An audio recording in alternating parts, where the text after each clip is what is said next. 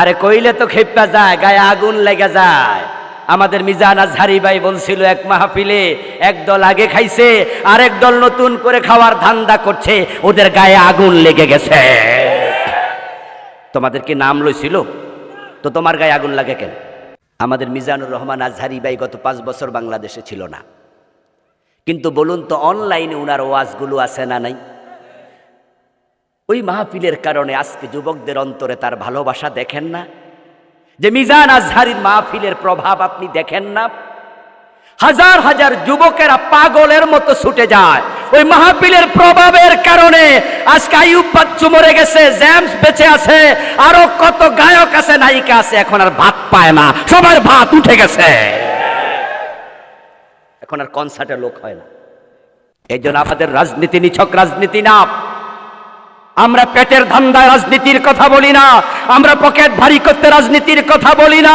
গত 5 বছরে যারা কোরআনের রাজনীতির, গত 5 মাসে যারা কোরআনের রাজনীতির কথা বলে 1 টাকা চাঁদাবাজি করেছে প্রমাণ পাবেন না। গত 15 বছর চাঁদাবাজি ছিল কিনা? কথা বলবেন না। গত 15 বছর চাঁদাবাজি ছিল কিনা? এ 15 বছর যারা চাঁদাবাজি করেছে তারা কি এখন ক্ষমতায় আছে? ওরা কি বাড়িতে ঘুমাচ্ছে না দরুর উপরে আছে? কিন্তু এই 5 মাসে ওরা তো নাই, তাহলে সাদা কি বন্ধ আছে না সাদা চলমান? তো সাদা তুলতাছে কেডা? তাহলে আরেক দল আছে না নাই? আরে কইলে তো খেপা যায়, গায়ে আগুন লেগে যায়। আমাদের মিজান আজহারি ভাই বলছিল এক মাহফিলে, একদল আগে খাইছে আরেক দল নতুন করে খাওয়ার ধান্দা করছে, ওদের গায়ে আগুন লেগে গেছে। তোমাদের কি নাম লইছিল? তো তোমার গায়ে আগুন লাগে কেন? উনি তো কারো নাম লয় নাই, আগুনটা লাগলো কেন গায়ে? আমরা বাস্তবেও দেখতে পাচ্ছি। চাঁদাবাজি বাংলাদেশে বন্ধ হয়নি, টেন্ডারবাজি বন্ধ হয়নি। ছাত্ররা 2000 প্রাণ দিয়েছে। এই দেশের বৈষম্য দূর করে আমরা ছাড়বো ইনশাআল্লাহ। আমরা পেটের চিন্তা রাজনীতি করি না, রাজনীতির কথা বলি না। আপনাদের কাছে আমার জিজ্ঞাসা, রাসূলুল্লাহর জীবনে রাজনীতি আছে না নাই? প্রিয় নবী সাল্লাল্লাহু আলাইহি ওয়াসাল্লাম 10 বছর মদিনা চালালেন কোরআন দিয়ে। তাহলে আমাদের বাংলাদেশ তো আমরা একদিনও কোরআন দিয়ে চালাইতে পারলাম না। আমরা কোরআনওয়ালারা কোরআন দিয়ে দেশ চালানোর কথা বলবই, থামাতে পারবা না। ভালো লাগলেও বলবো, ভালো না লাগলেও বলবো। এদেশের নাগরিক, আমাদেরকে বলতে দিতে হবে, জেলে দিলে সেখানে গিয়েও বলবো। প্রিয় নবী বলছেন, ফাকুলু সুকান লিমান গায়্যারা বাদি। যখন ফেরেশতারা বলবে ইয়া রাসূলুল্লাহ এগুলো সুবিধাবাদী, আপনার ইসলামকে তারা বিকৃত করেছে, যাহা ছিল না তাহা বানাইছে, আর যাহা ছিল তার কিছু কিছু বাদ দিছে। আমরা জানি যে পৃথিবীর মানুষের সংখ্যা প্রায় 800 কোটি। 800 কোটি মানুষের মাঝে নাস্তিকের সংখ্যা খুব বেশি নয়। আল্লাহ নাই এমন চিন্তা লালন করে এমন মানুষের সংখ্যা খুবই কম। হিন্দু যারা, তারা কি আল্লাহকে অস্বীকার করে? ওরা ভগবান বলে আল্লাহকে ডাকে, ঈশ্বর বলে। হিন্দুদের মাঝেও স্বর্গ নরকের চিন্তা আছে। এজন্য আপনারা দেখবেন, আপনাদের ব্রাহ্মণপাড়া বাজারে গেলে অনেক হিন্দু দোকানদার বাবার ছবিটা নিয়ে ছবির মাঝে লিখে রাখে স্বর্গীয় দুলাল চন্দ্র ভৌমিক, স্বর্গীয় শরৎচন্দ্র দাস, এরকম লেখা কি আপনারা দেখেছেন? তাহলে বোঝা যায় তারাও স্বর্গে যাওয়ার আশা রাখে। তো যে আল্লাহকে বিশ্বাস করে না, তারা আবার কিসের স্বর্গ কিসের নরক? যারা ইহুদি, তারাও কিন্তু আল্লাহর জান্নাতকে বিশ্বাস করে, তারাও কিন্তু ইবাদত করে আল্লাহর। তাদের ইবাদত গাহাকে বলা হয় সেনেগাগ। তারা সপ্তাহে একদিন শনিবার তারা ইবাদত করার জন্য তাদের উপাসনালয়ে যায়, তারা আল্লাহকে মানে। যারা খ্রিস্টান, তাদের উপাসনালয়ের নাম হলো গির্জা, চার্চ। তারাও সপ্তাহে রবিবারে তাদের গির্জায় যায়। যারা বৌদ্ধ, তাদের উপাসনালয়ের নাম হলো প্যাগোডা। তাদের কিতাবের নাম কি? ত্রিপিটক। তারাও আল্লাহকে বিশ্বাস করে। এজন্য বৌদ্ধদের মাঝে কিছু লোক আছে ভিক্ষু, যারা তাদের খোদাকে খুশি করার জন্য নিরামিষ ভোজী হয়। তারা গোস্ত খায় না, মাছ খায় না, শুধু সবজি খেয়ে জীবন ধারণ করে। এবং তারা গৌরবর্ণের পোশাক পরে, মাথার চুলগুলো কামিয়ে ফেলে। শুধুমাত্র তারা কমলা রঙের, গাঢ় কমলা রঙের পোশাক পরে, দুটি পোশাক এক টুকরো পরিধান করে আর এক টুকরো গায়ে দেয়। এবং বৌদ্ধ ভিক্ষু যারা, তারা বিয়েটা পর্যন্ত করে না। তাদের ধারণা হচ্ছে নারী অচ্ছুত, নারীদেরকে গায়ে হাত দিলে স্রষ্টা নারাজ হয়। নওয়াজুবিল্লাহ বলেন।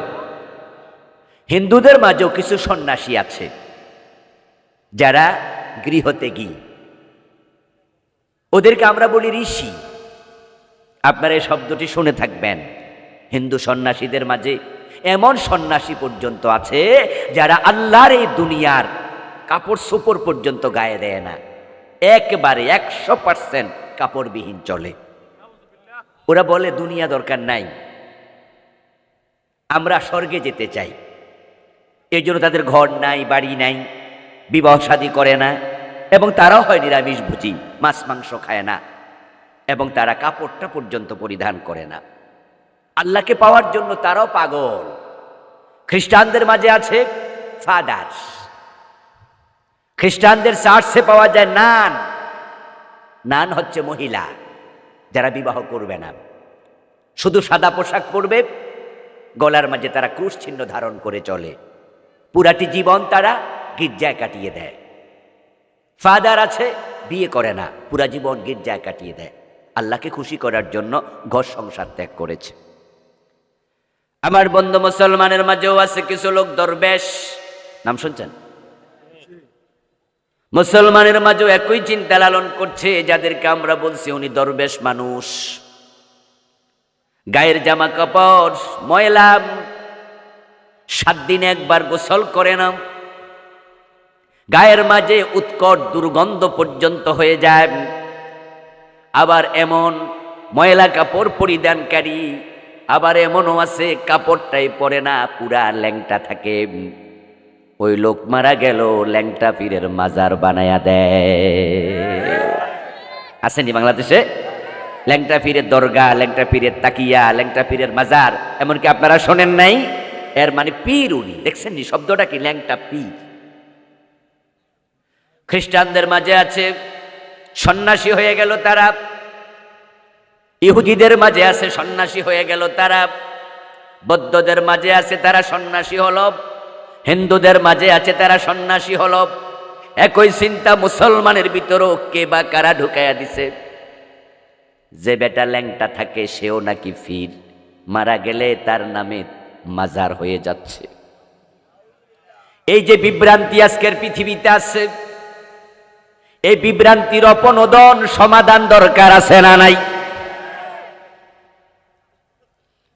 এখন যারা খ্রিস্টান ধর্মের মানুষ, ইহুদি, বৌদ্ধ, হিন্দু ধর্মের মানুষ, ওই মানুষদের মাঝে মা বাবার খেদমত করে, ওই মানুষদের মাঝে ওজনে কম দেয় না, মালে ভেজাল দেয় না।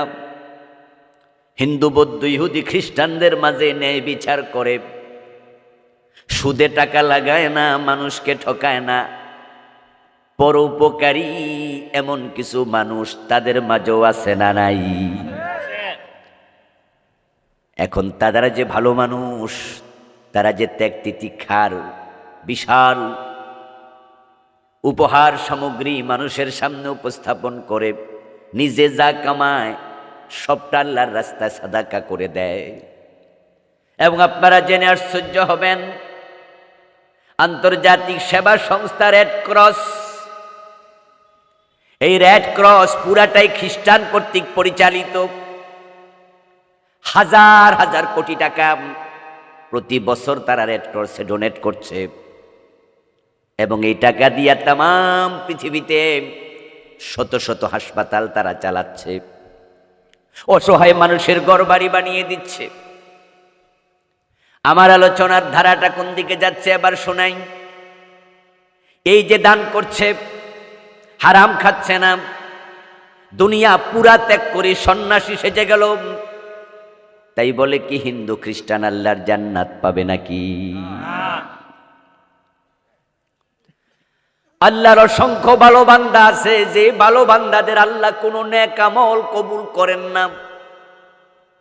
সূরা আল কাহফের 103 নম্বর আয়াত আল্লাহ তাআলা 1450 বছর আগে দুনিয়াবাসীর প্রতি মেসেজটাই দিয়েছেন, যারা ভালো আমল করার পরেও আখেরাতে জাহান্নামী হবে। কুল হাল নুনাব্বিউকুম বিল আখসারিনা আমালা, ও নবীজি আপনি বলুন, আমি কি তোমাদেরকে এমন কিছু মানুষের খবর দেব নাকি যেই মানুষগুলো আমলের দিক থেকে ক্ষতিগ্রস্ত, আমল করেছে কিন্তু আমল আল্লাহ পর্যন্ত পৌঁছে নাই, তাদের আমল আল্লাহ তাআলা দুনিয়াতে ফেলে দিয়েছেন। আল্লাযীনা দাল্লা সাইয়ুহুম ফিল হায়াতিদ দুনিয়া, যেই মানুষগুলোর ভালো কাজ দুনিয়াতে হারায়া গেছে, কবুল হয় নাই, আল্লাহ গ্রহণ করেন নাই।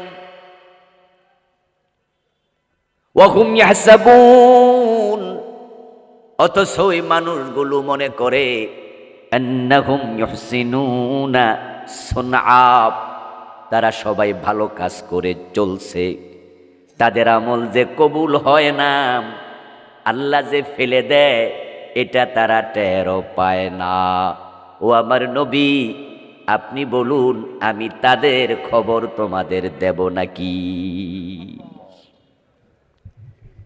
যে মানুষগুলোর ভালো আমল আল্লাহ ফেলে দেন, কবুল করেন না, আল্লাহ না করুক তাদের মাঝে যদি আপনার নাম থাকে,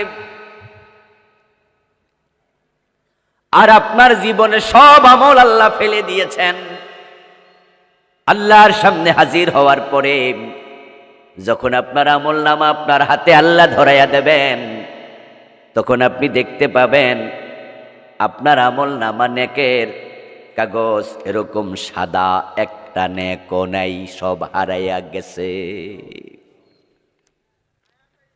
এখন আল্লাহর সামনে যাওয়ার পরে যদি আপনি টের পান, আর আপনি আল্লাহকে প্রশ্ন করেন যে আল্লাহ আমি তো মা বাবারে ভাত খাওয়াইছি, আমি তো কত গরিব মানুষকে টাকা পয়সা দান করেছি, আমি তো শীতের সকালে ফজরের নামাজ পড়ার জন্য মসজিদে গেছি, আমি তো চৈত্রের দুপুরেও রোজা ভাঙি নাই, আমি তো 5 লাখ টাকা খরচ করে হজ করার জন্য মক্কায় গেছি। হুজুররা বলেছে 1 টাকা দান করলে 10 টাকার সওয়াব হয়, আমি তো হিসাব করে করে যাকাত দিয়েছি। ও আমার রব, আমার আমল নামা সাদা কেন, খালি কেন? আর সেদিন যদি আল্লাহ জবাব দেন, বান্দা তুমি কি সূরা কাহাফের 103 নম্বর আয়াত পড়ো নাই? আমি তো সেখানে বলেছি কিছু মানুষের আমল দুনিয়ায় হারাইয়া গেছে।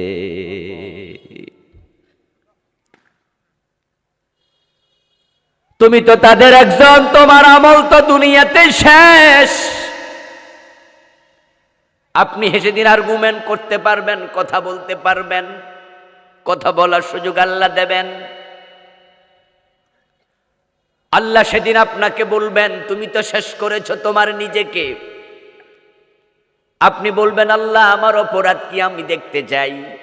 এবার আপনার পাপের আমল নামা যেটা সেটা আল্লাহ খুলে দেবেন, দিয়ে বলবেন দেখ তোর আমল নামার মাঝে এই এই কাজ আছে, এই এই কাজ করলে আমি কারো আমল আর নেই না। আপনি বুঝে ফেলবেন তখন। কিন্তু সেদিন বুঝে লাভ হবে কি? নতুন করে আমলের কোনো সুযোগ কি আর আছে? তবে হ্যাঁ, মানুষ সেদিন আল্লাহকে বলবে, কোরআনে আল্লাহ বলছেন তারা সেদিন বলবে ওয়ালাউ আন্না লানা কাররাতান ফানাকুনা মিনাল মুমিনিন, ও আমার রব একটা বারের জন্য সুযোগ দাও, আমি ভালো মোমেন বান্দা হব। আমি তোমার জন্যই তো সন্ন্যাসী সেজেছিলাম, তোমার জন্যই তো আমি খাবার দাবার পর্যন্ত ভালো করে খাই নাই। মুসলমানরা রোজা রাখে, আমিও তো রোজার মতোই ছিলাম, নিরামিষ ভুজি ছিলাম। ও আল্লাহ, আমি তোমাকে খুশি করার জন্য কত কিছু করলাম, বিয়ে শাদী পর্যন্ত করলাম না। আল্লাহ তখন বলবেন, পাগলা বান্দা, আমি রাসূলকে আদর্শ বানাইছি, তাকে আদর্শ না মেনে মন মতো আমল করেছ, মন মতো চললে আমল কবুল হয় না। আমার রাসূল আদর্শ হয়ে তিনি আমাদের শিখাইছেন, লাউ কুনতু আমারা আহাদিকুম আন ইয়াসজুদা লিআহাদিন লা আমারতুন নিসা আন ইয়াসজুদনা লিআজওয়াজিহিন। যদি দুনিয়ার কোনো মানুষকে সেজদা করার জন্য আমি আল্লাহ আমি রাসূল বলতাম, তাহলে আমি নারীদেরকে বলতাম স্বামীদেরকে সেজদা করো। কিন্তু আমি নবী মুহাম্মদ মানুষ হয়ে মানুষের সেজদা গ্রহণ করার অনুমতি কাউকে দেই নাই। রাসূলুল্লাহকে সেজদা করার জন্য সাহাবারা অনুমতি চেয়েছিলেন। একদিন প্রিয় নবীজি একটা ওটের সামনে দাঁড়িয়েছিলেন। ওটটা রাসূলুল্লাহ সাল্লাল্লাহু আলাইহি ওয়াসাল্লামের পায়ের সাথে ওই ওটের মুখ লাগায়া গুনগুন শব্দ করছিল। প্রিয় নবীজি সাল্লাল্লাহু আলাইহি ওয়াসাল্লামের পায়ের সাথে যখন ওট তার ঠোঁট লাগায়া দিল, তখন সাহাবারা বলছে, ইয়া রাসূলুল্লাহ, ওট যদি আপনার কাছে এমন বিনয়ী হতে পারে, তাহলে আমরা আপনার কাছে কেন মাথা নত করব না? আমাদেরকে আপনি অনুমতি দিন। রাসূলুল্লাহ জবাব দেন, না না, ইবাদতের মালিক শুধু আল্লাহ। অথচ আমাদের বাংলাদেশে এই মসজিদে গিয়ে আল্লাহরে সেজদা দেয়, আবার দরবারে যাইয়া পীরের পায়ে সেজদা দেয়, এমন নামাজি 2-4 জন আছে না নাই? যেই লোকটা পীরের পায়ে সেজদা দিল, বলুন তো তার ঈমান আছে না শেষ? যে মাজারে সেজদা দিল সে মুমিন না মুশরিক? অথচ এই লোকটাই কিন্তু জুমার নামাজ পড়ছে, এই লোকটাই তার মা বাবার সেবা করছে, এই লোকটাই আবার ফকির গেলে তাকে ভিক্ষা দিচ্ছে। মনে মনে ভাবছে তার নামাজ, তার রোজা তাকে জান্নাতে নিয়ে যাবে।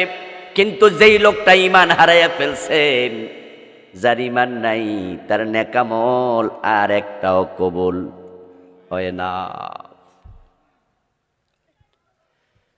যখন কোনো মানুষের ঈমান চলে যায়, তখন তার বাকি জীবনটা সব বরবাদ।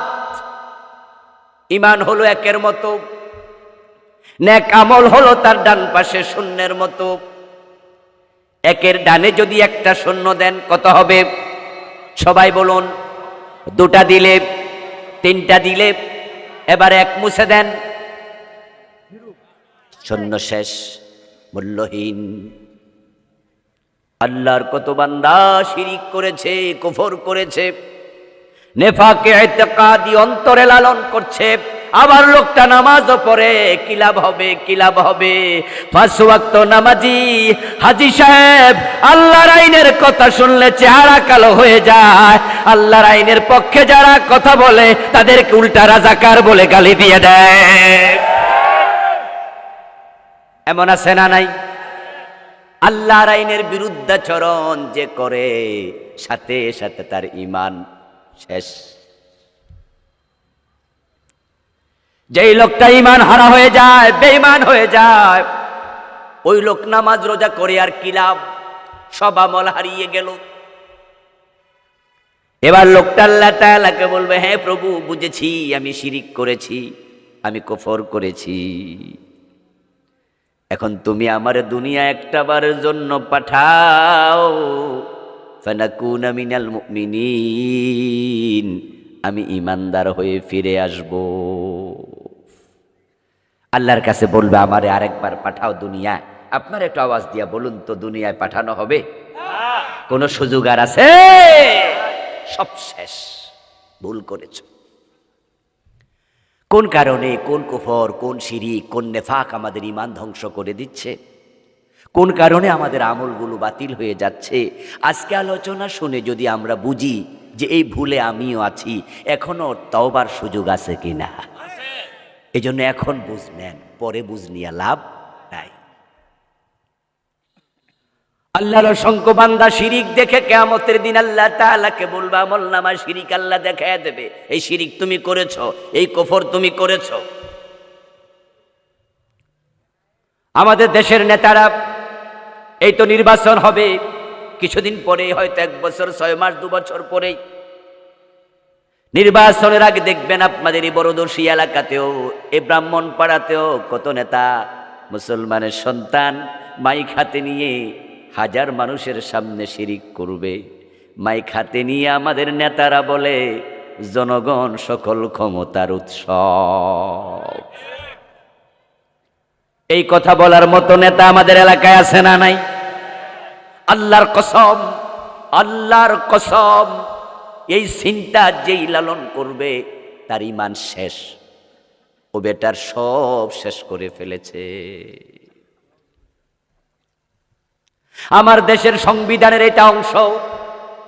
ডক্টর কামাল যখন সংবিধান লেখে তখন সাবরেন্টির মালিক জনগণকে বানাইছে, সার্বভৌমত্বের মালিক মানুষ জনগণ, জনগণ ক্ষমতার মালিক, জনগণ ক্ষমতার উৎসব, এটা আমার সংবিধানে লেখা।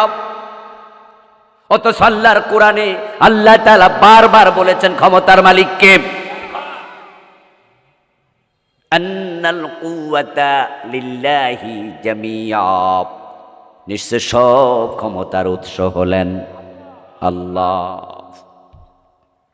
তাবারাকাল্লাযী বিয়াদিহিল মুলক, বরকতময় সে আল্লাহ যার হাতে রাজত্ব। রাজত্ব কার? কুলিল্লাহুম্মা মালিকাল মুলক, আপনি বলুন ও আল্লাহ তুমি হচ্ছে রাজত্বের মালিক। রাজত্বের মালিক কে? বলতেছেন কে? আর সংবিধান বলছে কি? আমার নেতা বলতেছে কি? জনগণ নাকি মালিক? তুতিল মুলকা মান তাশা ওয়া তানজিউল মুলকা মিম্মান তাশা, তুমি যাকে চাও ক্ষমতা দাও, যাকে চাও আবার ক্ষমতা কেড়ে নিয়ে কাঙ্গাল বানায়া দাও। তুমি চাইলে ডক্টর ইউনূসের মতো মামলার আসামিকে প্রধান চেয়ারে বসায়া দাও, আর 2041 যারা ঘোষণা করছে ওদেরকে দিল্লি দাদার বাড়িতে পাঠায়া দাও।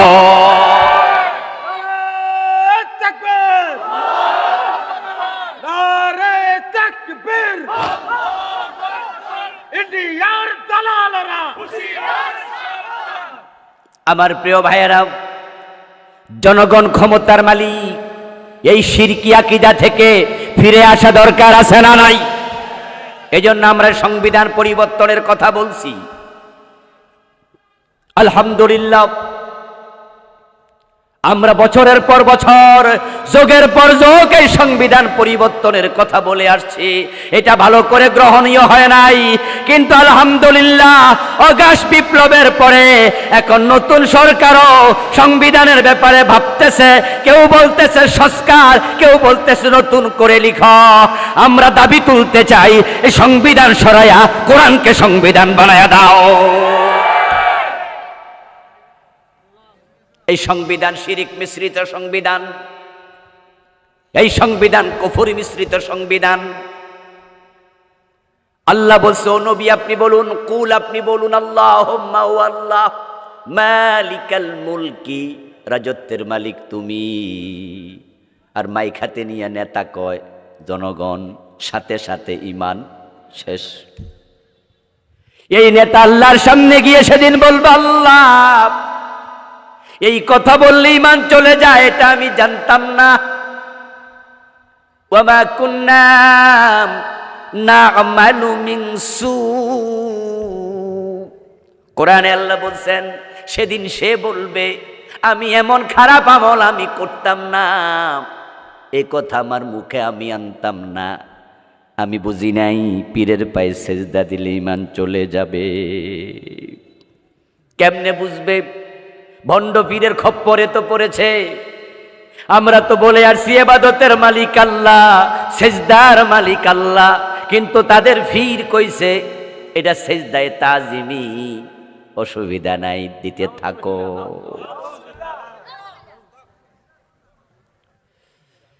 ওরা আমাদের কথাকে বলে শরীয়তের মৌলবি বোঝে না। শরীয়তে মানুষের সেজদা দেয়া যায় না, মারেফতে নাকি দেয়া যায়। আমি বলি যেই মারেফত মানুষের সেজদা দিতে শিখায় এটা মারেফত না, এটা হলো মরার ফত। মারেফত না মরার ফত? ওখানে গেছে ঈমান মরছে, এটার নাম তারা বানাইছে সেজদায়ে তাজিমি। ও প্রিয় ভাইয়েরা আমার, তারা যুক্তি দেয় যদি ফেরেশতারা নবী আদম আলাইহিস সালামকে সেজদা দিতে পারে, ফেরেশতাদের ঈমান না যায়, তারা মুশরিক না হয়, তাহলে ফিরকে সেজদা দিলে মুশরিক হবা কেন? বরং আবুল কালাম আজাদ বাশারেরা এটা বোঝে না। তারা শরীয়তের হুজুর, 30,000 জহেরি, 70,000 বাতেনি। এমন একটা কথা আমাদের সমাজে আছে না নাই? এই কথাগুলো আমাদেরকে বিভ্রান্ত করে ফেলছে, শেষ করে দিচ্ছে। জহেরি মানি কি? প্রকাশ্য। বাতিনি মানি অপ্রকাশ্য। আচ্ছা, যে 70,000 বাতিনি, তো বাতিনি যদি হয় হেরা জানলো কেমন? কি ফেস লাগে জানা? যদি এটা বাতিনি হয় তো বাতিনি হতে হেরার কাছেও বাতিল। হেরারা কি বাতিনিটা জান্নালাইছে? তো যেটা জান্নালাইছে এটা বাতিনি আসেনি, জহেরি হয়ে গেছে না? আমার দোস্ত, আপনাদের মনেও প্রশ্ন আসতে পারে, আদম আলাইহিস সালামকে ফেরেশতারা সেজদা করলো, তাহলে শিরিক হলো না কেন? তার উত্তর হলো, আদম আলাইহিস সালামকে সেজদা করার জন্য ফেরেশতাদেরকে অর্ডার করেছেন কে? তো ফির সাহেব যে সেজদা নিল, হেরে সেজদা দিতে আল্লাহ কই কইছে এটা দেখাক। তো আদম একটা হেল্লকে লাগায় কেন? আদম আলাইহিস সালামকে সেজদা করার জন্য আল্লাহ অর্ডার দিছে, ফেরেশতারা সেজদা দিয়েছে, অর্ডার সেখানে শেষ। নবী আদমের সময় ভাই বোনে বিবাহ জায়েজ ছিল, ঠিক না? এখন ওই দলিল দিয়ে যদি ফির সাহেব তার বোনের বিয়ে করে, মানুষ পিড়াইব না?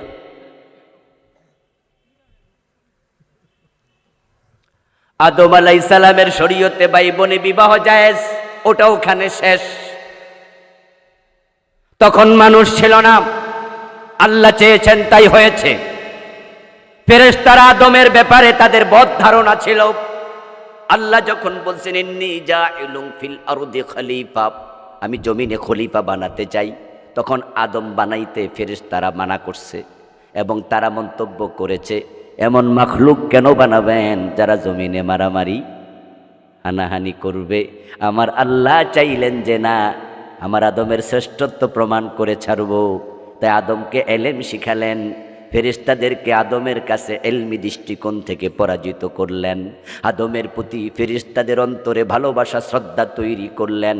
তারপরে মানুষের সম্মান, আদমের সম্মান বাড়ানোর জন্য আমার আল্লাহ সেজদার অর্ডার দিলেন। প্রেক্ষাপট সেখানে শেষ। ওইটাকে টাইনা তোমার সাথে লাগাও কেন? যদি ফিরে সেজদা দেয়া মুরিদের জন্য জায়েজ হতো ওই ফতুয়া দিয়ে, ওই আয়াতের দলিল দিয়া পীরের সেজদা দেয়া যদি জায়েজ হতো, এই আয়াত আবু বকর সিদ্দিক ওমর কি জানে নাই? কথা কয় না কেন? তো রাসূলকে তারা সেজদা দিছে কয়দিন? এই ভণ্ড ফির তোমাকে প্রশ্ন করতে চাই, আদমকে সেজদা দিয়েছে ফেরেশতারা, এই দলিল দিয়া যদি তুমি মুরিদের সেজদা নাও, আবু বকর ওমর তো আয়াত তোমার 1400 বছর আগে পড়ছে, এই দলিল দিয়ে তারা রাসূলকে সেজদা কেন করলো না? আপনাদের কাছে আবার জিজ্ঞাসা করবো, আপনারা একটু বলুন তো, পীর হিসাবে বর্তমান ভণ্ড পীর হেতে বড় না রাসূল বড়? মুরিদ হিসাবে আবু বকর ওমর বড় না তারা বড়? তো এত বড় মুরিদ, এত বড় পীর, এই দলিল দিয়া তারা তো পীরের সেজদা করে নাই।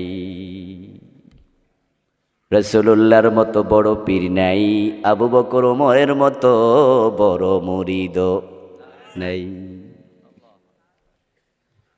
এখন হাশরের ময়দানে তারা বলবে, আল্লাহ ওই ভণ্ড পীরের ভুল ব্যাখ্যার কারণে আমি ঈমান হারাইছি। যদি আমি জানতাম পীরকে সেজদা দিলে ঈমান যায়, আমার সব আমল বরবাদ, তাহলে সেজদা দিতাম না। জনগণ সকল ক্ষমতার উৎস, এই স্লোগান দিলে ঈমান চলে যায়, এই স্লোগান আমি দিতাম না। আমি জানতাম না, আমার ছেড়ে দাও। আল্লাহ বলবে, না না, সুযোগ নাই, কারণ জানা নফল না ফরজ। তো জানলি না কেন? কোরআনে যত অর্ডার আল্লাহ তাআলা দিলেন, এক নাম্বার অর্ডার কি ছিল? প্রথম আয়াত কি ছিল? ইকরা। ইকরা মানে কি? ইকরা মানে কি? তাহলে পড়ার সাথে জানার সম্পর্ক আছে না নাই? তুই এই কোরআন কেন পড়লি না? হাদিস কেন পড়লি না? তুই কেন জানলি না? তলাবুল ইলমি ফরিদা আলা কুল্লি মুসলিম, জানা তো ম্যান্ডেটরি ছিল, আবশ্যক ছিল। ফেরেশতাদেরকে আল্লাহ বলবেন, খুযুহু ফাগুল্লুহু সুম্মাল জাহিমা সাল্লু। ও ফেরেশতারা, তারে ধর। হাতের মাঝে হাত কড়া পড়ায়া, পায়ের মাঝে ডান্ডা বেড়ি পড়ায়া, মাজার মাঝে গলার মাঝে জাহান্নামের 70 গজ লম্বা শিকল লাগায়া তাকে জাহান্নামে ফেলে দে। সেদিন বুঝে লাভ নাই, কিন্তু আজকে বুঝলে অনেক লাভ। 100 জন খুন করার পরে তাওবা করে জান্নাত পাইছে, এমন হাদিস আছে না নাই? তা আপনি যদি বুঝেন যে আপনার ভুল আছে, তাওবার সুযোগ এখনো আছে। যেই কারণে মানুষের আমল কবুল হবে না, সে কারণ হলো দুটি। ওই দুইটি কারণ, একটা হলো হারাম খাইলে, আর একটা হলো বেদাতের সাথে জড়িত হলে। যেই কারণে ঈমান চলে যায়, সে কারণ হলো তিনটি। একটা হলো কুফর, দ্বিতীয়টা শিরিক, 3 নাম্বার নেফাক। এই 5 কারণে মানুষ ব্যর্থ হবে, জাহান্নামী হবে। এবার বলুন তো, হারাম খায় এমন লোক আজকের মাহফিলেও আছে না নাই? হারাম খাইলে আমল কবুল হওয়া বন্ধ। নিয়ে পকেটে ঢুকাইয়া সে টাকা তোমার কাপড়ে ঢুকে গেছে 1 টাকা।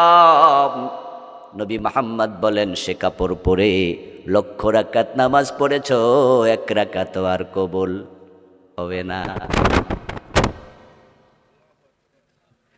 ডাইরেক্ট সুদের টাকায়, ঘোষের টাকায় যায় নামাজ কিনা, ওই যায় নামাজে খারাইয়া নামাজ পড়ে এমন লোক আছে। সিনেমা কইরা টাকা কামাইছে, হে নায়িকা আবার হজে গেছে সিনেমার টাকা দিয়া। সিনেমার নায়িকা হজ করছে, এমন নায়িকা আসেনি? অনেক নায়িকা। আমাদের মৌসুমী ম্যাডামও নাকি আলহাজ, উনি হজ করছে। কিছুদিন আগে দেখলাম যে টেলিভিশন সাক্ষাৎকারে ওনাকে সাংবাদিক প্রশ্ন করছে যে আপনার শেষ কয়টা ইচ্ছার কথা বলুন। উনি বলছে, তাহলে শেষ কথা বলবো আমার ইচ্ছা। সাংবাদিক আবার বলতেছে, আমার ভিডিওটা অন করা আছে, আমি থাকবো না। আপনি বলেন একা একা ভিডিও রেকর্ড হোক, আমরা পরে শুনবো। আমাদের সামনে বলতে আপনি হয়তো একটু কুণ্ঠিত হতে পারেন, এজন্য আপনি একা একা বলেন যা বলতে চান। শেষ ইচ্ছা কি? উনি বলছে, আমার শেষ ইচ্ছা হলো আমার মৃত্যুর পর যেন কেউ আমার চেহারা না দেখে। উনি বাবারে, কত বড় আল্লাহর ওলি! জীবিত অবস্থায় পুরা শরীর দেখায়, মরার পরে চেহারা যেন না। কনসেপশনের ভুলটা কোথায়? কনসেপশনের ভুলটা কোথায়? এই মহিলা আল্লাহকে ভয় যদি না করত, বিশ্বাস না করত, আখিরাতে জান্নাত জাহান্নাম আছে এই চিন্তা না থাকতো, তাহলে এই কথাটা বলতো না। চিন্তা আছে, কিন্তু চিন্তার মাঝে ভুল ঢুকেছে।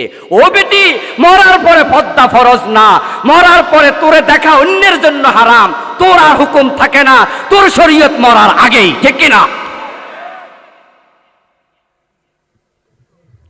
আমরা যখন মরে যাই তখন আমাদের দায়িত্ব শেষ।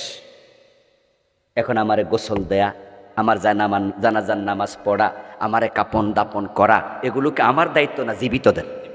আমার দায়িত্ব শেষ, আমার কাজ শেষ। উনি বলতেছে আমার মরার পরে যেন কে চেহারা না দেখে। আশ্চর্য হলাম, আরে মরার পরে পাবলিকে তোমার যদি চেহারা দেখে তোমার কোনো গুনাহ নাই, কারণ তোমার দায়িত্ব শেষ। কিন্তু জীবিত অবস্থায় দেখলে তোমার গুনাহ আছে না নাই? তাহলে পর্দাটা কখন দরকার? আর সে বলছে মরার পর। এই বুঝে শুধু মৌসুমী আফা একা নাই, এই বুঝে আমরাও আছি। আপনাদের এই বড়দশিয়া গ্রামে একজন লোকের শালি মারা গেল, বয়স 16 থেকে 17। শালি মারা যাওয়ার পরপরই দুলাভাই আসলো, এসে শ্বশুর বাড়ির লোকদেরকে বলল, আমার শালির শেষ গোসলটা আমি দিতে চাই, আমি দুলাভাই হিসাবে এই আবদার করছি। ওরে বাবারে বাবা, অ্যাকশন শুরু হয়ে গেছে, মাঠ থেকে অ্যাকশন শুরু। নাউজুবিল্লাহ। সবাই বলবে যে কি কয় রে এই বদ্দার জামাই, তোমার শালির গোসল তুমি দিবা? কি খারাপ কথা! তোমার শালির গোসল দূরের কথা, শালির দিকে তো তোমার তাকানোই না যায়, শরমিয়া। এবার জামাই দুলাভাই বলতেছে, তাহলে গতকালকে যে মোটরসাইকেলের পিছনে শাড়ি লইয়া ঘুরছি তখন মাসলা কইছিল? দুলাভাইয়ের মোটরসাইকেলে শালি উঠটা এমনি দৌড়া থাকে, এমন ঘটনা বাংলাদেশে নাই। তো যখন দুলাভাই মোটরসাইকেলের পিছনে শাড়ি লইয়া এমন দপাইছে, তখন গায়ে গায়ে ঘষা লাগছে না, ওটার কোনো গুনাহ হয় নাই। তো আজকে তাকাইলে গুনাহ, ঠিক না? কয় যে গোসল তো দূরের কথা, তাকাইলো গুনাহ। তো গতকালকে যে ঘষা লাগছে তখন তোমাদের মাসলা কইছিল। নাউজুবিল্লাহ পড়ুন না, তোমরা তখন কোথায় ছিলা? কোথায় ছিলা তখন তোমরা? তাহলে আমরা মরার পরে মাসালা শুরু করি, ঠিক না? হ্যাঁ, দেখবেন যে জিন্দা থাকতে কোরআন শরীফ পড়ে না, মরার পর হুজুরাই না কোরআন শরীফ পড়ায়। লাশের চারিপাশে বেশি করে পড়, খতম করে না।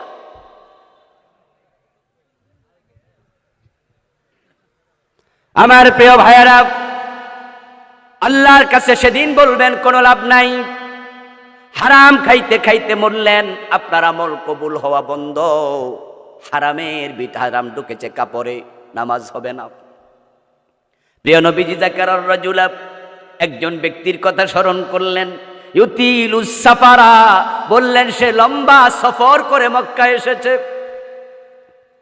কাতার থেকে, দুবাই থেকে, ইয়ামান, সিরিয়া থেকে 500 মাইল গোড়ায় চড়ে, ওটে চড়ে, পায়ে হেঁটে এসেছে। আল্লাহর ঘরের সামনে আসা আকবরা, তার মাথার চুলগুলো এলোমেলো, তার গায়ের মাঝে ধুলিবালি। 7 দিন হাঁটছে, ইহরাম পরার পরে গোসল করার পানি পায় নাই। পুরাটা শরীরে দুলাবালি ভরা, একবারে পাগলের ভেসে উস্কু খুস্কু চুল নিয়া কাবার সামনে পৌঁছে আবেগ ধরে রাখতে পারে নাই।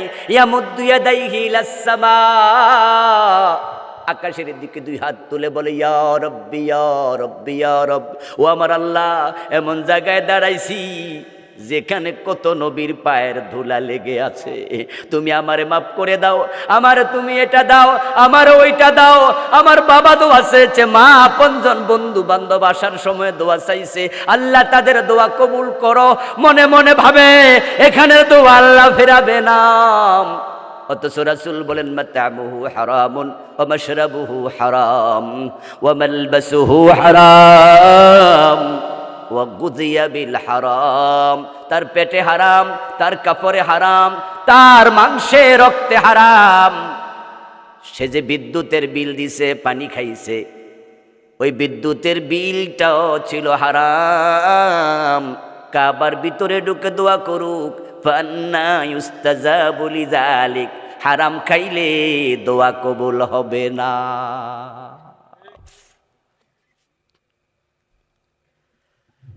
ও দোস্ত আমার, সুদে টাকা লাগাইয়া তুমি জান্নাত খোঁজো কেমনে? নবীজি তো বলেছেন সুদ খেলে 73 গুনাহ, সবচেয়ে ছোটটা হলো নিজের মায়ের সাথে জেনা করা।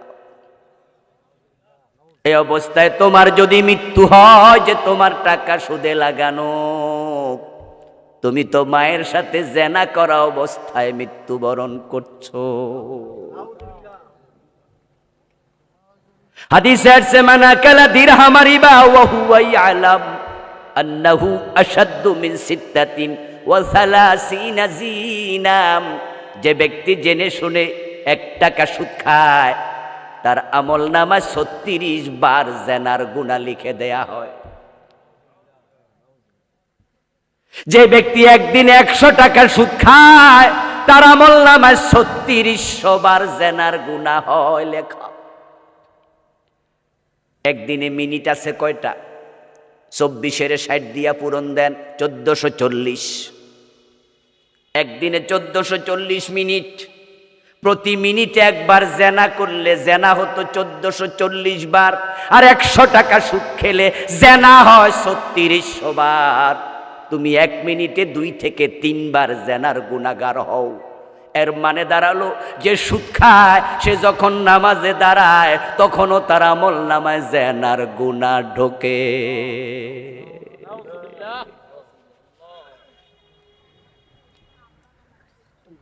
ও দোস্ত, হারামের সাথে সম্পর্ক কাট অফ করো, না হয় নামাজ রোজা ছেড়ে দাও, ভণ্ডামি করিও না। সুদ খাইবা নামাজও পড়বা, এটা ভণ্ডামি চলছে। গোশ খাইবা নামাজ পড়বা, মানুষ ঠকাইবা নামাজ পড়বা, তোমার মতো গোলাম আল্লাহর প্রয়োজন নাই। দুটো একসাথে চলবে না, যেটা আমাদের দেশে অ্যাভেলেবেল চলছে। ঠিক না?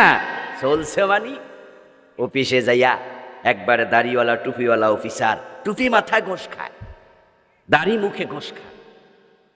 গোশ খাইতে খাইতে খাইতে খাইতে আজান আসছে কানে, হাইয়া আলাস সালাহ, জোহরের টাইম হইছে। ক্লায়েন্টকে তখন বলে, এই মিয়া দিলে তাড়াতাড়ি দেন, মসজিদে যাবো। বাহ, কত বড় আল্লাহর ওলি! গোশের টাকা পকেটে নিয়া মসজিদে দাঁড়াইছে। আল্লাহু আকবার, ইয়্যাকা না'বুদু ওয়া ইয়্যাকা নাস্তাঈন। আল্লাহরে কইতাছে, আল্লাহ আপনার গোলাম আমি। আল্লাহ কয়, গোলাম পকেটে এসব কি? কি লইয়া মসজিদে ঢুকছো? ভণ্ডামি ছেড়ে দাও। আল্লাহর সাথে ভণ্ডামি করে পার পাওয়া যাবে না। 1 টাকা হারাম ঢুকেছে শরীরে, ওই হারাম টাকা বের করো, তারপর আল্লাহকে ধরো।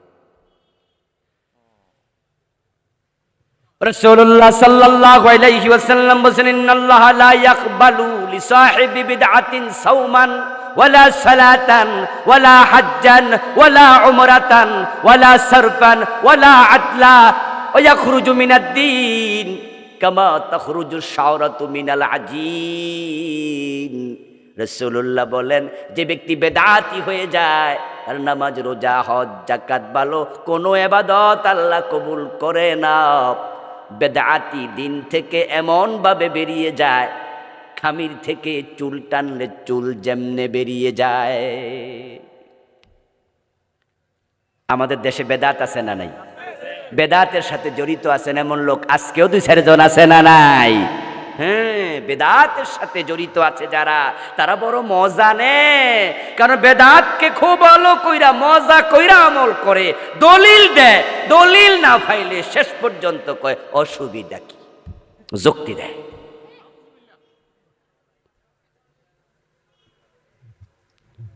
বেদাতি দিন থেকে বেরিয়ে যায় তেমন ভাবে যেমন খামির থেকে চুল বেরিয়ে যায়। কি চমৎকার উদাহরণ, কি চমৎকার উদাহরণ! মহিলারা রুটি বানানোর জন্য খামির বানাইলো আটা দিয়া। ওই খামিরের মাঝে তাকাইয়া দেখে একটা লম্বা চুল দেখা যায়। তখন চুল সহ রুটি বানায় নাকি? আস্তে করে টান দেয়। আপনারা বলুন তো, যখন টান দিল তখন কি চুলের সাথে কোনো আটা বের হয়েছে? আচ্ছা, চুলটা বের করার পরে কি কোনো সুরঙ্গ হয়েছে? কোন জায়গা দিয়ে চুলটা বাইর হয়েছে ভালো করে না তাকাইলে কি দেখা যায়? আরে ভালো করে চাইলেও মাঝে মাঝে বোঝা যায় না, বাইর হওয়ার পরে বোঝা যাচ্ছে না। কইছিল বেদাত ইসলাম থেকে এমন ভাবে বেরিয়ে যায়, সে বোঝেও না সে যে ইসলামে আর নাই। কি উদাহরণ! قال رسول الله صلى الله عليه وسلم حلت شفاعتي لأمتي إلا صاحب بدعة। নবীজি বলছেন, আমার উম্মত কিয়ামতের দিন তারা আমার শাফাত পাবে, আমি সুপারিশ করব, আল্লাহ তাদেরকে ছেড়ে দেবেন। কিন্তু যারা বেদাতি তাদের জন্য সুপারিশের অনুমতি আল্লাহ দেবেন না।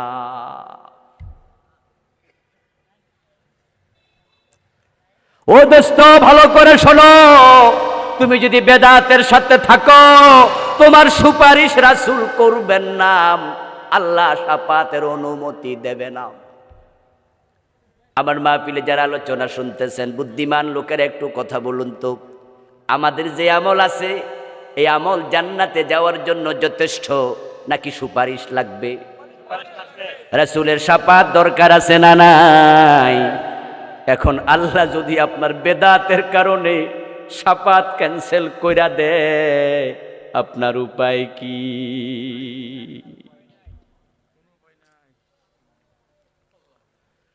ও ভাই আমার, হাউজে কাউসারের পানির কথা শুনে আমরা সবাই লোভাতুর। হাউজে কাউসারের পানি পান করার জন্য আমাদের আগ্রহের কোনো শেষ নাই। আমরা সবাই তো হাউজে কাউসারের পানি পান করতে চাই, ঠিক না? কি আগ্রহ আমাদের! কিন্তু রাসূলুল্লাহ বলেন, বেদাতীদেরকে আমি হাউজে কাউসারের পানি খাওয়াইতে পারবো না, আল্লাহ সেটা দেবেন না। আপনি সুন্নি নাম দিয়ে বেদাত করতেছেন, আর আমরা কইলে আমাদেরকে ওয়াহাবি বলে গালি দেয়, ঠিক না? গালি দিও না ভাই, গালি দিও না। আমরা তোমাদেরকে ভালোবাসি, কারণ তুমিও আমার ভাই। আমরা চাই তুমিও রাসূলের শাফাত পাইয়া জান্নাতি হও। আমরা চাই হাসরের ময়দানে তুমি এবং আমি, আমরা সবাই রাসূলের হাউজের পানি পান করব, ঠিক না? এজন্য তোমাকে বলছি, বেদাতি হলে রাসূল বলে আমার হাউজের পানি নাই, তো তোমার কি উপায়? আত্মসমালোচনা করো। সহিহ বুখারীতে এসেছে, রাসূলুল্লাহ সাল্লাল্লাহু আলাইহি ওয়াসাল্লাম বলতেছেন, আচ্ছা বুখারীর হাদিসের ব্যাপারে সুন্নি ওয়াহাবি বেদাতি সবাই তো মানে না হাদিস। বুখারীর হাদিস শুনলে আমরা বলি ও আচ্ছা বুখারীতে আছে, কয় হ্যাঁ, আচ্ছা ঠিক আছে। আহলে হাদিস বলেন, হানাফি বলেন, ওয়াহাবি বলেন, সুন্নি বলেন, মাযহাবি বলেন, লা মাযহাবি বলেন, কিয়ামি বলেন, লা কিয়ামি বলেন, আলিয়া বলেন, কওমি বলেন, সবার কাছে বুখারী শরীফের গ্রহণযোগ্যতা সমান। যারা আলিয়া মাদ্রাসার হুজুর তারাও বুখারীর হাদিস দিয়ে দলিল দেয়নি? যারা কওমি মাদ্রাসার তারা দেয় না? যারা আমাদের দেশে গরম সুন্নি তারা দেয় না? আমরা যারা হালকা নরম সুন্নি আমরাও তো দেই নাকি? মানে গরম সুন্নি নরম সুন্নি সবাই বুখারীর কাছে গেলে সবাই কয় ও আচ্ছা বুখারী, আচ্ছা বুখারীতে আসেনি। আমি সহিহ বুখারীর হাদিস শোনাচ্ছি, ক্বালা রাসূলুল্লাহ সাল্লাল্লাহু আলাইহি ওয়াসাল্লাম, আনা ফারতুকুম ইয়াউমাল কিয়ামাতি আলাল হাউজ। নবীজি বলছেন, আমি কিয়ামতের দিন তোমাদের সবার আগে হাউজে কাউসারের সামনে হাজির থাকবো। সুবহানাল্লাহ পড়েন। কয়েকটা জায়গায় রাসূল সবার আগে চলে যাবেন, তার মাঝে একটা হলো মিজান, একটা হলো ফুলসেরাত, আর একটা হলো হাউজে কাউসার। আল্লাহর হাবিব বলেন, আমি তোমাদের সবার আগে হাউজে কাউসারের সামনে চলে যাব, ওখানে গিয়ে আমার উম্মতকে হাউজের পানি পান করাতে থাকবো। আমার উম্মতেরা যে একবার সেখান থেকে এক গ্লাস পানি পান করবে, লা ইয়াজমাউ আবাদা, কোনদিন আর পিপাসা লাগবে না। মা হুয়া শাদ্দু বিয়াদাম মিনাল লাবান ওয়া আহলা মিনাল আসাল। প্রিয় নবীজি বলছেন, ওই হাউজের পানি হবে দুধের চেয়ে সাদা, মধুর সে মিষ্টি, আতিয়াবু মিনাল মিস্ক, মিস্কের সে অধিক সুগন্ধিযুক্ত। এমন পানি পৃথিবীতে নাই। আমরা তো নিয়মিত পানি পান করি, পানির আলাদা একটা স্বাদ আছে, পানির মাঝে মধুর মতো মিষ্টতা নাই। পানির কালার একটা নিজস্ব কালার আছে, পানির কালার দুধের মতো নয়। পানির মাঝে কোনো নরমাল গন্ধ থাকে না, কিন্তু রাসূল বলে আমার হাউজের পানি এত ব্যতিক্রম, এটা দুধের চেয়ে সাদা, মধুর চেয়ে মিষ্টি, এটা মিশকে আম্বরের চেয়ে অধিক সুগন্ধযুক্ত। যুক্ত হবে। আমার উম্মতেরা লাইন ধরে দাঁড়াবে, আল্লাহর ফেরেশতারা তাদেরকে হাউজের পানি বন্টন করতে থাকবে। তবে সেখানে কোনো যানজট লাগবে না, মানব জট লাগবে না। কি জানু কানুজুমিস সামাম, কারণ আমার হাউজের পেয়ালা হবে তত, আকাশে তারকা আছে যত। আমার উম্মত পানি পান করতে থাকবে। ইতোমধ্যে আমার কাছে একদল লোক আসবে, ইয়ারিফুনানি ওয়া আনা আরিফুহুম। তারা এসে আমাকে বলবে, রাসূল আমরা আপনার উম্মত, আমিও তাদেরকে উম্মত মনে করব, তাই আমি তাদেরকেও পানি দেওয়ার জন্য আগাবো। কিন্তু তাদের হাতে হাউজের পানি পৌঁছানোর আগে ফায়ুহালু বাইনি ওয়া বাইনাহুম, তাদের মাঝে আর আমার মাঝে একটা পর্দা পড়ে যাবে। ফাকুলু ইন্নাহুম মিন্নি, আমি তখন আওয়াজ দিয়ে বলবো, কি হলো, তারা তো আমার উম্মত, কেন পর্দা পড়ে গেল, কেন পানি দিতে পারলাম না? তখন ফেরেশতারা এসে বলবে, ইন্নাকা লা তাদরি মা হাদাসু বাদাক, ও নবী আপনি জানেন না এই উম্মত নামের দাবিদার লোকগুলো আপনার ইন্তেকালের পরে অনেক বেদাত বানাইছে।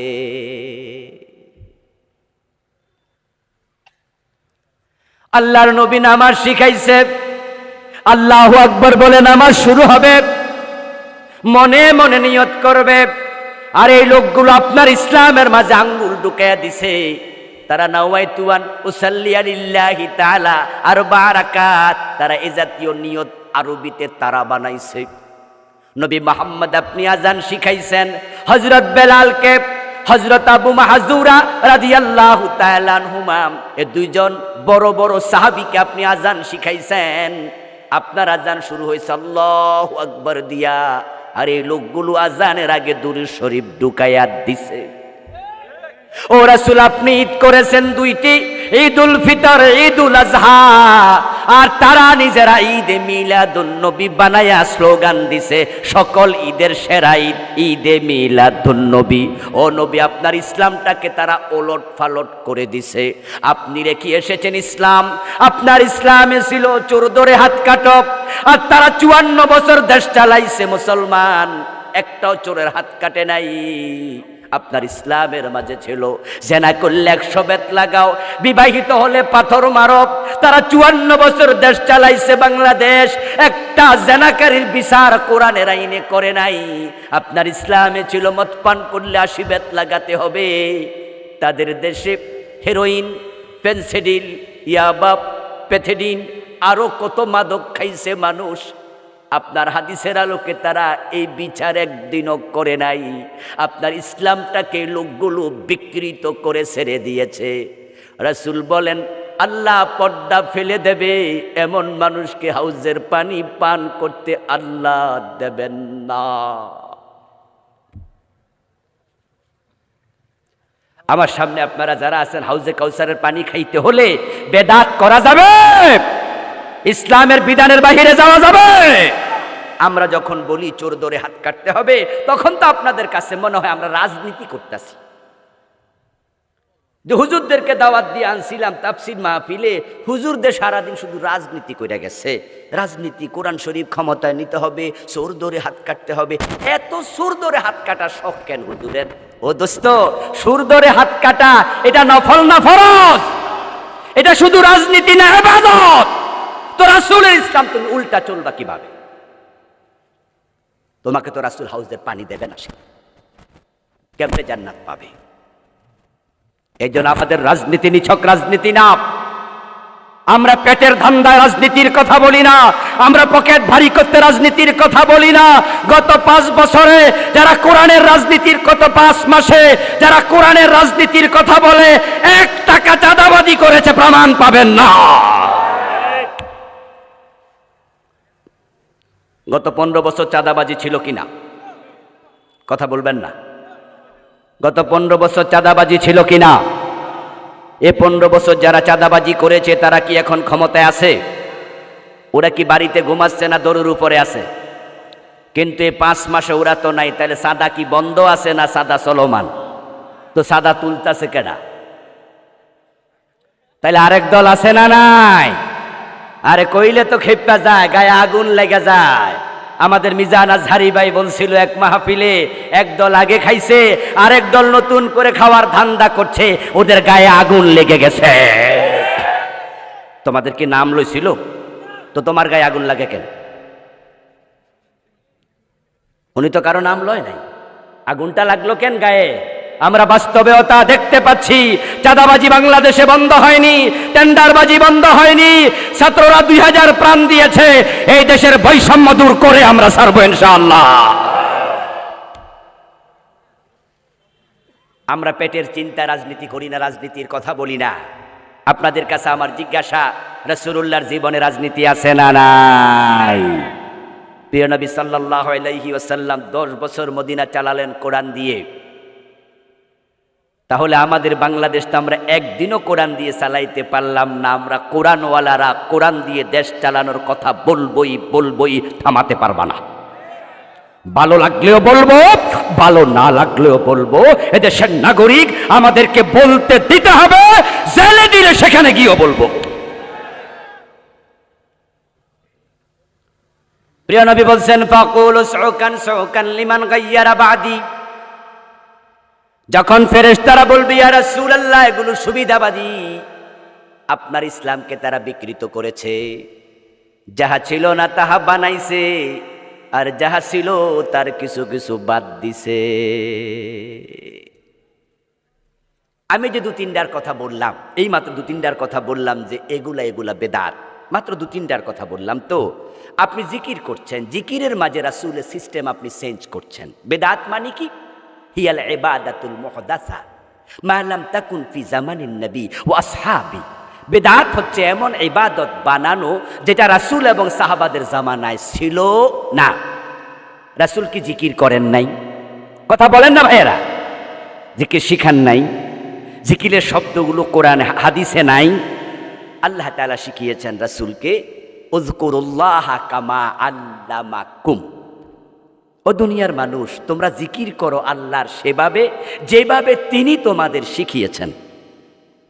আল্লাহ রাসূলকে শিখালেন, রাসূল আমাদের শিখালেন। জিকিরের শব্দ লা ইলাহা ইল্লাল্লাহ, সুবহানাল্লাহ, আলহামদুলিল্লাহ, আল্লাহু আকবার, সুবহানাল্লাহি ওয়া বিহামদিহি সুবহানাল্লাহিল আযীম ওয়া বিহামদিহি আস্তাগফিরুল্লাহ, সুবহানাল্লাহি ওয়াল হামদুলিল্লাহি ওয়া লা ইলাহা ইল্লাল্লাহু ওয়াল্লাহু আকবার, আশহাদু আল লা ইলাহা ইল্লাল্লাহু ওয়াহদাহু লা শারীকা লাহু। আর কত আফদালুজ যিকরি লা ইলাহা ইল্লাল্লাহ রাসূল শিখিয়েছেন শব্দ। কিন্তু রাসূল জীবনে কি ইল্লাল্লাহ একদিনও জিকির করেছেন? করেন নাই। তা আপনি পাইলেন কই? এটা আপনার বানানো, এটাই বেদাত। এটা আপনার পীরের বানানো, এটা বেদাত। যে রাসূলুল্লাহ সাহাবীরা জিকির করতে করতে বাঁশের আগায় কয়দিন উঠছে? তা আপনি লাপালাপি করেন কেন? রাসূলুল্লাহ জিকিরের সময় কি ঢোল বাজাইছে? কথা বলেন না কেন? তবলা বাজাইছে? চুল ছাইরা দিয়ে নাচছে? হম হম হম হম করছে? ইলখা ইলখা ইলখা কি কি জিকির এটা? এমন কিছু জিকির আছে যেগুলা দেখলে যারা কাফের, ইসলাম বিদ্বেষী নাস্তিক, তারা জিকির নিয়ে ট্রল করে। আমার মনে ইসলামকে আপনি বিকৃত করেছেন, আপনি বেদাতি। বলতে পারেন রাসূলুল্লাহর জন্মদিবসে একটা ঈদ করলাম, অসুবিধা কি? আজানের আগে দুরূদ শরীফ পড়লাম, অসুবিধা কি? আমার দোস্ত, আমি বলছি অসুবিধা কিচ্ছু আমার নাই, কিন্তু আল্লাহর ইসলামের বড় ক্ষতি হয়ে যাবে তোমার বেদাত। কারণ যদি উনি বানায় 10টা, আমি বানাই 10টা বেদাত, সারে বানায় 10টা বেদাত, রফিক ভাই বানা 10টা বেদাত, এরকম যদি আমরা অসুবিধা কি এই যুক্তি দিয়া বেদাত বানাতে থাকি, 10-20 বছর পরে আসল ইসলাম খুঁজে পাওয়া যাবে না। আপনাদের ধান খেতে যখন আগাছা হয়, তখন আপনারা কোনোদিন কইছেননি আগাছা হইলে অসুবিধা কি? বরং আপনারা নিজের আগাছা তুলে ফেলেন, টান দিয়া তুলে ফেলেন, কামলা রাখেন, উঠার দেন, গসা মারেন, গোড়া গোড়া তুল্যালান, কারণ আপনি জানেন আপনি একজন কৃষক, আগাছা যদি বেশি হয় মূল ফসল হবে না, ঠিক না? মূল ফসল ক্ষতিগ্রস্ত হবে। এজন্য একজন কৃষক আগাছাকে উপড়ায়া ফেলে। বেদাত যদি সমাজে ছড়িয়ে যায় মূল ইসলাম ক্ষতিগ্রস্ত হবে। এই জন্য আমরা হকপন্থী আলেমেরা বেদাত সহ্য করি না, আমরা উপড়ায়া তুলে ফেলি। বেদাত নিয়ে আমি বই লিখেছি, আরো কত বছর আগে লিখেছি। বাংলাদেশে চলমান 38টা বেদাতে বইতে আমি লিখেছি। আপনারা যে বেদাতগুলো করছেন এগুলো নিজে খুঁজবেন, খুঁজে তাওবা করবেন। আল্লাহ তাওবাকারীদেরকে ভালোবাসে, ঠিক কি না? কুফর, শিরক, নিফাক যদি কলবে থাকে ঈমান শেষ। বাংলাদেশে কুফর আছে না নাই? অভাব নাই। রাষ্ট্র কুফর প্রমোট করে। গত 15 বছরে আমাদেরকে আলেম ওলামাদের ওয়াজ মাহফিল যদি না থাকতো, অধিকাংশ মানুষকে সরকার নাস্তিক বানায় ছেড়ে দিত, কাফের বানায় ছেড়ে দিত। অনেক ভাইরা চা দোকানে বসে বসে মাঝে মাঝে গল্প করে, কয় এই মাহফিল কইরা লাভ কি? করিস না তো, বন্ধ করে দে তো। এত বক্তা কিছু পয়সা পায় আর মাহফিল কমিটি কিছু খায়ালায়। পাবলিকের কোনো লাভ নাই। এমন কিছু পাতলা কথা বলার লোক আছে না নাই? এই কথাগুলো বলবেন না। হ্যাঁ, আপনাদের কথা শতভাগ অসত্য নয়, সত্যতা কিছু আছে। বক্তার লাভ হয়, কোন মাহফিল কমিটি কিছু রাইকা দেয়, খাইয়ালা, এমন ঘটনাও আছে। কিন্তু মাহফিলে লাভ নাই এটা আপনি বলবেন না। এই মাহফিল যদি না থাকতো, জি বাংলা স্টার জলসার ধাক্কায় ঘরে ঘরে ফরকিয়া ঢুকে যেত। এই যুব সমাজের চরিত্র তলানিতে চলে যেত। আমাদের মিজানুর রহমান আজহারি ভাই গত 5 বছর বাংলাদেশে ছিল না, কিন্তু বলুন তো অনলাইনে উনার ওয়াজগুলো আছে না নাই? ওই মাহফিলের কারণে আজকে যুবকদের অন্তরে তার ভালোবাসা দেখেন না? যে মিজান আজহারির মাহফিলের প্রভাব আপনি দেখেন না? হাজার হাজার যুবকেরা পাগলের মতো ছুটে যায় ওই মাহফিলের প্রভাবের কারণে। আজকে আইয়ুব বাচ্চু মরে গেছে, জেমস বেঁচে আছে, আরো কত গায়ক আছে, নায়িকা আছে, এখন আর ভাত পায় না, সবার ভাত উঠে গেছে। এখন আর কনসার্টে লোক হয় না। আজ থেকে 20 বছর পিছনে যান। 20-30 বছর আগে আমরা যখন ছাত্র ছিলাম, 30-35 বছর আগে আমরা দেখতাম তরকারি হইতো, 2 ফাট হইতো, মহিলা আসতো, পুরুষ আসতো, মাইক হাতে নিয়া এ দল আরেক দল, 2 দল পালা গান, জারি গান, সারি গান এগুলো কইতো। এই মিয়া বলো তো দেখি আলিফ সোজা কেন? প্রশ্ন করতেছে মহিলা গায়ক। এখন পুরুষ গায়ক উত্তর দিচ্ছে এবার মাইক হাতে নিয়ে, আচ্ছা এই কারণে আলিফ সোজা, তুমি বলো তো বা বাঁকা কেন? আর শ্রোতারা তো বলতো, দেখছুনি কত বড় বড় আলেম আমাদের সামনে আইছে, আলিফ সোজা কেন বা বাঁকা কেন? কত গান হতো, জারি গান, সারি গান। আপনাদের কাছে জবাব চাইবে, এখন কি সেগুলো আছে? আলহামদুলিল্লাহ, এই মাহফিলের ধাক্কাতে সেগুলো উপড়ে গেছে। মিজানুর রহমান আজহারি ভাইয়ের ওয়াজে মানুষের ঢল নাপছে। একটু কল্পনা করুন তো, আল্লামা সাইদি যদি বেঁচে থাকতেন আর আল্লামা সাইদির মাহফিল এখন হতো, তাহলে তো বাংলাদেশে কোনো মাঠ খুঁজে পাওয়া যেত না। 2023 সন জানুয়ারির প্রথম দিন গত সরকার বই মেলা করলো, বই উৎসব করলো, ছাত্রদের হাতে বই দিল। ইউনুক কলেজে, আপনার হাই স্কুলে 1 থেকে ক্লাস 10 পর্যন্ত বই বিতরণ হলো। আমরা বই পাওয়ার পর দেখি সিলেবাসে তারা কুফরি ঢুকাইয়া দিছে।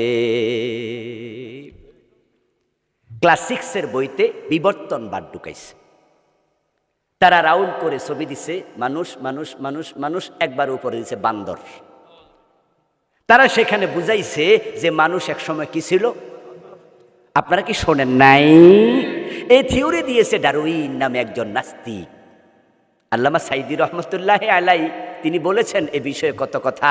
কুমিল্লা টাউন হল মাদ ময়দানও তিনি বলেছিলেন যে এই থিওরি লেখার আগে ডারউইন যে কি পরিমাণ খাইছিল আল্লাহ জানে। এবং তিনি মন্তব্য করছেন হয়তো যা খাইছিল এটার মেয়াদ ছিল না, মেয়াদ উত্তীর্ণটা খাইছে। না হয় মানুষ বান্দর ছিল, তার মাথায় ঢুকলো কেমনে? আচ্ছা, মানুষ যদি বান্দর থেকে আসে, পৃথিবীতে এখনো বান্দর আছে না নাই? তো হেয়ান্তে কিছু মানুষ হইতো না? কোন বান্দর মানুষ হইতে শুনছেন? বান্দরের সাথে মানুষের চরিত্রের কিছু মিল আছে, চেহারার কিছু মিল আছে। আচ্ছা, পাবদা মাছের সাথে কি বোয়াল মাছের মিল নেই? তাই বলে যদি কেউ বলে যে বোয়ালের পূর্বপুরুষ পাবদা মাছ, এটা কি হইল? আন্দাজা কথাবার্তা। কোথাকার কোন ডারউইন এটা বলেছে বলুক, আমাদের কিচ্ছু আসে যায় না, আমরা এগুলা নিয়ে মাথা গামাইনি। কারণ এগুলো ইউনিভার্সিটির সিলেবাসে পড়াইতো কোনো কোনো জায়গায়, একবারে উপরের ক্লাসগুলোতে। আমরা জানতাম যে দর্শন বিভাগে এগুলো পড়াগা, কারণ আমাদের বাচ্চারা ইউনিভার্সিটি যখন পড়ে তখন তারা অ্যাডাল্ট হয়ে যায়, বড় হয়ে যায়, বোঝে। ইউনিভার্সিটি যে টিচার পড়ায় ওই বেটাও বোঝে যে এটা ফাও থিওরি, সিলেবাসে আছে, জাগা পড়াই।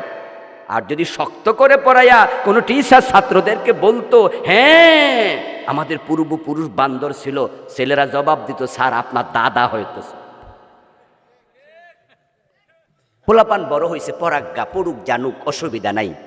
কিন্তু যখন আমরা দেখলাম যে না, সেটা ক্লাস 6-এ ঢুকাইছে, আমরা চুপ থাকতে পারিনি। মাহফিলের ময়দান থেকে 2023-এ আমরা বাঘের মতো হুঙ্কার দিয়ে বিরোধিতা করেছি। আমরা বলেছি না, এটা ক্লাস 6-এর সিলেবাসে থাকতে পারবে না। কারণ ইউনিভার্সিটিতে ছিল, বিরোধিতা কেন করি নাই? পোলাপান বড় হয়েছে। ক্লাস 2-তে দিলে, 1-এ দিল, আমরা বিরোধিতা করতাম না। আমরা বলতাম যাক, বান্দর ছিল না কি ছিল, পোলাপান বুঝবেও না। কিন্তু ক্লাস 6, 7, 8 এগুলো সেন্সিটিভ টাইপ। ওই ক্লাসের পোলাপান এডাল্ট হয় না, আবার একবার ছোট্ট বাবুদের মতো অবুঝও থাকে না, মোটামুটি হালকা হালকা বোঝে। তো টিচার যখন তাদেরকে পড়াবে, বুঝাবে, তারা ক্লাসের বইয়ের কথাকে কোরআন হাদিসের মতো বিশ্বাস। 7-এ নতুন করে আরেক কুফর সাপ্লাই দিছে, ওটা হলো শরীফার গল্প, LGBTQ, নতুন করে সমকামিতার নতুন ভার্সন ঢুকিয়ে দিয়েছে। কোনো ছেলে তাকে মেয়ে মনে করবে, সে মেয়ে। কোনো মেয়ে তাকে ছেলে মনে করবে, সে নাকি ছেলে। এই মিয়া, ছেলে এবং মেয়ে কে বানিয়েছে? সবাই একটু বলুন না, কে বানিয়েছে আমার ভাইয়েরা? তো আল্লাহ আপনার ছেলে বানাইলে আপনি নিজেকে মেয়ে মনে করার অধিকার আপনারে দিল কে? বরং ইসলাম বলেছে কোন ছেলে মেয়ের পোশাক পরবে না, কোন মেয়ে ছেলের সুরত ধরবে না। বরং রাসূল বলছে, যে মেয়ে ছেলের বেশ ধরে, যেই ছেলে মেয়ের বেশ ধরে, তাদের উপর আল্লাহর লানত। যেখানে একটা ছেলে মেয়ের মতো পোশাক পরা নিষেধ, সেখানে একটা ছেলে নিজেকে মেয়ে বলে কেমনে? যদি সমাজে কালচারটা চালু করা যায়, তাহলে আল্লাহর দেয়া সিস্টেমটা ভেঙ্গে চুরে তছনছ হয়ে যাবে। এটা সিলেবাসে ঢুকাইছে। আমাদের সিলেবাসের মাঝে শিরকি স্লোগান ঢুকাইছে। ধর্ম যার যার, উৎসব সবার, এই শিরকি স্লোগানটা সিলেবাসে আছে না নাই? প্রাইমারি সিলেবাসে খোঁজেন, এখনো পাবেন। আল্লাহর সিলেবাস, আল্লাহর কোরআনে হলো লাকুম দীনুকুম ওয়ালিয়া দীন। তোমার ধর্ম তোমার, আমার ধর্ম আমার। এটা হলো আল্লাহর শিখানো স্লোগান। ধর্ম যার, উৎসব শুধুই তার। কিন্তু হিন্দুদের সাথে ভালোবাসা রাইখা, তাদের ভোট পাওয়ার জন্য, তাদের দুর্গা পূজার সময় স্লোগান বাংলাদেশে প্রমোট করেছে। বড় মুনাফিকি করেছে রে আমাদের সাথে, 15টা বছর বড় মুনাফিকি করেছে। 500-র মতো মডেল মসজিদ বানায়াম বাংলাদেশের লোকদের বুঝাইছে তারা ইসলামের পক্ষ শক্তি। আবার মুসলমানের বইতে, মাদ্রাসার বইতে দোতরা ঢুকাইছে, তবলা ঢুকাইছে। মাদ্রাসার ক্লাস 6-7-এর বইয়ের মাঝে হাফ প্যানওয়ালা মাইয়ার ছবি ঢুকাইছে। মাদ্রাসার বইতে মন্দিরের ছবিও ঢুকাইছে। দাদা বাবুদেরকে বুঝাইছে, তোমাদের মন্দির মাদ্রাসায় ঢুকাইছি, তোমরা আমাদের সাপোর্ট করো। আর 500 মডেল মসজিদ বানায় আমাদের বুঝায় আমরা মসজিদ বানাইছি, তোমরাও সাপোর্ট করো। দুই দিক থেকে সুবিধা নিতে চাইছে। অথচ তারা জানে না, দুই নৌকায় পা দিলে ডুবে মরা লাগে, তাই রক্ষা হয় না, এখন ডুবে মরছে।